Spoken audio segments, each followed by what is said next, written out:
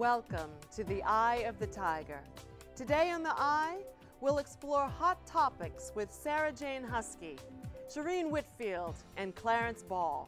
We'll sit down with two doctors who might just have a cure for dementia.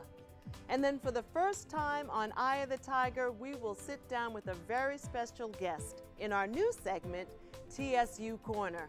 Stay tuned, because when you're in the eye, you're in the know.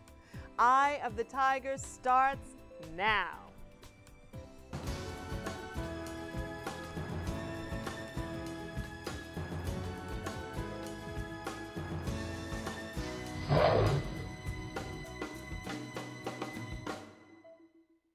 Hello, hello, hello, and welcome to EOT, Eye of the Tiger.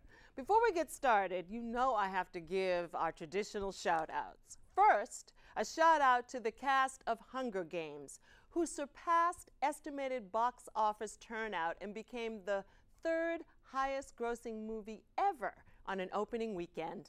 A shout-out to Lionel Richie for performing at Muhammad Ali's Celebrity Fight Night to support the fight against Parkinson's disease. And finally, a shout out to TSU students for their hoodie protest in honor of the unlawful death of Trayvon Martin. If you know someone who deserves a shout out or who just wants to join us here on Eye of the Tiger, send us a Facebook message at Facebook/Eye of the Tiger TV show or on my new website, KimberlyLamarck.com. Okay, let's welcome our Hot Topics guest, the fabulous Sarah Jane Huskey, creative writer, freelance newspaper editor, and certified resume writer. Welcome. Shereen Whitfield, TSU graduate and professional actress, most recently appearing in the award-winning movie The Help. And Clarence Edward Ball III, Assistant Director of TSU's forensics team, who is heading into championships next week, having already won, get this year alone, 329 awards. You go, TSU Forensics. Great job, Professor Ball. Thank you, thank you. Welcome to you all. Welcome. How y'all doing? Doing good, doing good. I'm doing good, doing good. We got a good mix here. Creative writer, actress, producer. We could do something here. We could do something here. We create something. Absolutely, absolutely. Are any of you superstitious? Yes. You are? Yes. Really? I'm Cajun. Always? I have to be. It's in my blood. Oh, it's in your blood. Yes. Oh, it's in Cajuns. Yes, all we of have you? to. They grow us up, and that's what we have to do. Really? So your whole life, Most definitely. Like, you don't sweep my feet. It might cause a car accident. Like, oh goodness. it's so a lot you got of it things. bad. Oh yeah, I have it really bad. Oh, and what about you, Shereen? Not at all. Not at all. You know nothing? No? None. Not. You don't believe that if you take your purse and you put it on the floor, no money will come to you? No. No? I believe It's that true. it only works if you believe it. It only works if you believe it. Now that's a concept. Yeah. What about you? I'm more of the positive superstition, you know. Oh, you only believe in the good. Yeah, the good superstition. ones. Oh, yeah, you just disregard like the bad. lottery. Well, the bad, that's not gonna happen. If I break the mirror, that means nothing. That means nothing. If I see a red bird and I blow a kiss, Oh, you make a wish. yes, and then absolutely. Well, I will tell you that the origin of superstitions began with man's early effort to explain nature and his own existence. Superstitions can be defined as something that produces a behavior that has no rational basis. One of the most common superstitions has to do with the number 13, Friday the 13th. It brings about an uneasy feeling to some people. Even businesses, particularly hotels, will not have a 13th floor. History tells us that Jesus Christ died on a Friday, and that at his Last Supper there were 13 people. Does the religious history of the number 13 spark fear, or is it all to blame on the famous horror film, Friday the 13th? Which is it? Well,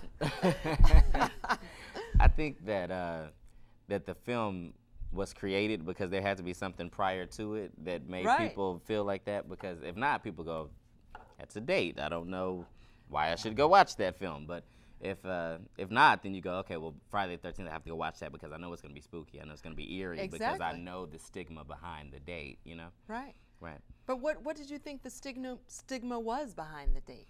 Prior to Friday the 13th, the movie, you know, it's a little bit before my time. But I would say that the stigma is that it's negative. You know, bad things happen. I've always heard that if Friday the 13th falls in the month of October, look out. Oh, really? I've always heard Oh, that. because Halloween falls in October. Because Halloween falls in October, which is, you know, in some cultures it's like, you know, the devil's birthday or like the birth of the dead and the celebration in Mexico and stuff like that. So I've heard a lot of things about October and Friday the 13th specifically in October. But then again, it's the part of the country I'm from where, you know, we got Louisiana and Mexico right there, and everything Right. just runs into Texas. So what about you? Do you believe in the superstitions of Friday the 13th? Do you acknowledge? I know you're only good superstitions, right? Only good things can happen to you, Sarah Jane. I got it. But what do you know about Friday the 13th? I know that historians don't actually know how it originated.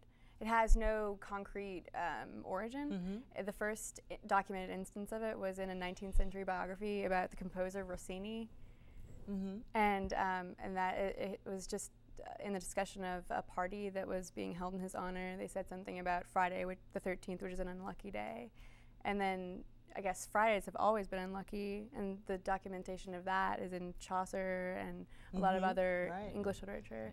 So. Yeah. I don't know. I think it has something to do with like 12 is the number for completeness.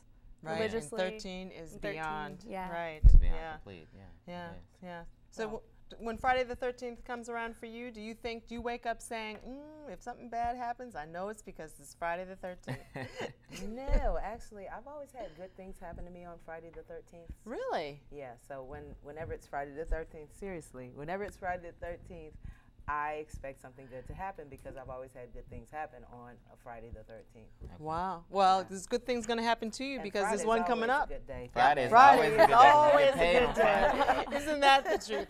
But have you ever been in a hotel where the 13th floor is missing?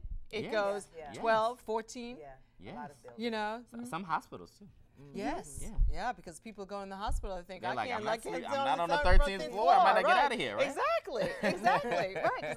'Cause I'm engaged, you know, Yes. yes. We've heard. And my Congratulations. fiance was saying we should get married, in 2013. I was like, no. No. No. I think let's 2012. Let's push it or Yeah. speed it up. either way. Right, exactly. Something but even. I don't want to start a marriage on 13 anything. Yeah. I agree yeah. with that. Oh, for you it would be lucky. Yeah. Oh, That okay. would be All great. right. Well, be it's great. because I'm a little superstitious. It's a little you know? superstitious, it I is. am. So, but there has always been the saying to never let a black cat cross your path.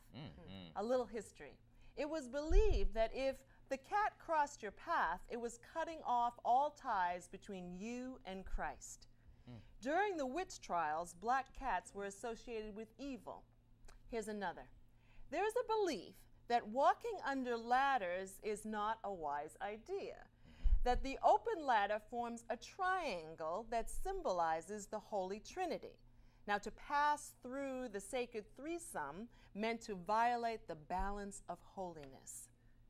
Do you know that during the days of public hangings, the hangman would use a ladder to prepare the noose? So walking through the ladder meant to pass through the souls of the dead. I wonder, if we all knew the origins of superstitions, would it be more believable?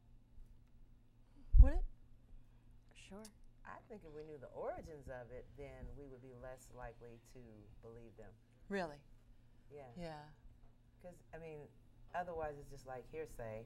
But if you know where it came from and why this happened, then that makes you think of it more rationally Right. than just being scared of something because everybody's scared of Right. Because Right. people say, don't walk underneath a ladder. You Yeah, know? why? Right, because they Why say not? the ladder might fall on you. Well, how does a ladder that's like this fall on you like that? It would fall through the wall. Right, right. I don't know. I would say that it might make some people embrace the superstition a little bit more, only because you know exactly why the superstition is the way that it is, right? Right. And if you have something to connect it to, like some type of history or something like that, then you say, okay, well, now since I know the history of this thing, I don't want to be in the future, right? You know, Yeah. and I think that that's a part of it. But what about the black cat? When you see a black cat cross your path, do you think, oh man? Let me tell you, So- if I see a black cat, I'm always like, does it have white paws? You know, I'm looking for the whole thing of the cat, right? I can't just see the cat and I'm like, okay, wait. I saw 2 dead black cats on the freeway. Oh, Just recently. Did so you drive? Did Somebody you was hit him? not gonna let them cross their path. Oh, right, exactly, right. You would not cross. you You would will step not out, cross. but no. You stop. So you think if they have just a little bit of white on their paws, then Something, yeah, some brindle, some brown, something. Right. Something, Anything. some type Just of something. a little minor spot will Yes, save you. but you know, I grew up with my great grandmother telling me that I should always avoid like straight all black cats. If they were all black, then like they couldn't be in the yard, they couldn't be, you know, anything. I've just always, and she used to grow vegetables and things like that, and so she would think that their presence in the yard would poison the food, and so when she would cook the vegetables, it would get into these Cajun recipes, and you know, we don't want black cat in the gumbo, right? So I'm like, Right. hey, Oh, okay. definitely not. Definitely not. Right. You know, definitely not. It sounds a little eerie now that I'm saying it out loud in front of people, but it's like, And lots of them. right, lots of people. I'm like, yeah. But what about a cat, black gumbo. dog? A black dog doesn't have the same effect? I don't think so. You know, All I black don't. dog is okay? I'm more of a dog person anyway. You know, I see a dog and I'm like, okay, man's best friend. I see a dog, I'm like, I see a cat and I'm like, they're sneaky. You know, they're always really sneaky. They've got these eyes and they kind of lurch and they're so independent. I'm like, I need an animal that needs me. I don't need an animal that's like, you know, give me a litter box and some food, a little bit of water, and I'm good, right? Well, so black cat, you, black cat, nothing? Nothing. Nothing for you. I mean, I'll drive the other way, you know, if I. It will Okay, alter, so- it'll alter your behavior. Yeah. So Oh, pretty okay. big something, right? I'm like, no, it's not a big deal. I'll just, you know, No. turn around and drive the other way. And that's what they do. It does alter our behavior. does. Well, we certainly cannot leave out the good luck superstitions. Now, they say if your right hand begins to itch, a lump sum of money is about to come into your life. So watch for that itchy palm. Or if you see a penny on the ground and it's heads, then if you pick it up, it'll bring you good luck. With these tales at bay, it makes us ask the question, do we change our actions based on good and bad superstitions? Yes? I mean, I'm driving the other way. Yeah, you're driving the other way. I'm blowing kisses like birds, you Uh-huh. know. Yeah. Yeah. I look like a crazy person all the time. Right. I Well, do wish on shooting stars. oh, you do wish on shooting Yeah, stars. I've done that okay. before. What about if you split the pole? If you see you split no. the I pole, don't care about I go that. Hank No. and Frank. If you That say doesn't Hank and bother Frank, me. it's okay. Well, the splitting of the Hank pole and thing Frank. it's one of those knowing the history things, because if you split the pole in traditional slavery times, they would herd the people from the boats and things like that, and after you split the pole, then you would be split from the family members. So you might be going to one plantation and you might be going to another plantation, so you split a pole and you never see this person again. So, you know, that was another one that, you know, my grandmother told me about historically and stuff like that. But as far as good superstition is concerned, I would say that if my hand itches, and sometimes it does, I will scratch it, and then when you scratch it, you have to like rub your posterior. Oh, as well? Right, because Oh, that finishes the oh, it's- thing, and then you get okay. the money. Oh, and then you, okay. It happens every time. E- It does? Every single time. Every time. Every time. Now, it might not be like $1,000 or something like that, but 20. I mean, you know, if all I have to do is this and a little bit of that, I'm like, okay, great, I'll get $20. You know, why not?